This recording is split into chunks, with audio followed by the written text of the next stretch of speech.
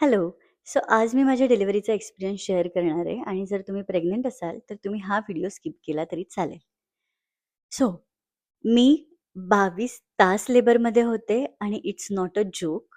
रात्री 3 वाजता माझं वॉटर ब्रेक झालं. आम्ही हॉस्पिटलला गेलो. डॉक्टरांनी मला ॲडमिट करून घेतलं. तेव्हाच मला कॉन्ट्रॅक्शन चालू झाले होते. पण मी 0% डायलेट होते. एपिड्युरल मी घेतलं होतं, पण काही तासानंतर एपिड्युरलचा इफेक्ट कमी व्हायला लागला आणि साधारण 7 सेंटीमीटर्स नंतर मला प्रॉपर कळा जाणवल्या.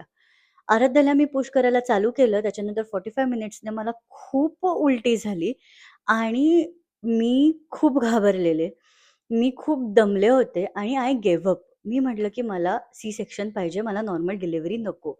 बट देन त्यांनी मला सलाईनमधनं औषध दिलं. मला थोडं बरं वाटायला लागलं आणि माझी बॉडी आराध्याला ऑटोमॅटिकली पुश करायला लागली होती.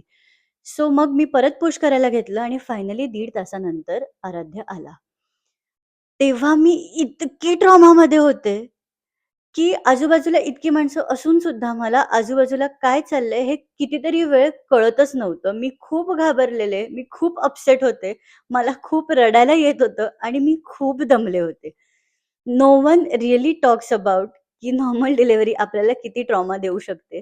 No one really talks about की नॉर्मल डिलिव्हरीमध्ये सुद्धा व्हजायनल स्टिचेस होतात, जे सुद्धा खूप दुखतात. So, no delivery is simple, no delivery is easy, and no delivery is good or bad. C सेक्शनचे त्याचे प्रोज आणि कॉन्स आहेत. तसेच नॉर्मल डिलिव्हरीचे सुद्धा त्याचे प्रोज आणि कॉन्स आहेत. सो स्टॉप सेइंग दिस की नॉर्मल डिलिव्हरी खूप चांगली आणि सी सेक्शन नाही. एव्हरी डिलिव्हरी इज ब्युटिफुल आणि एव्हरी डिलिव्हरी इज टफ.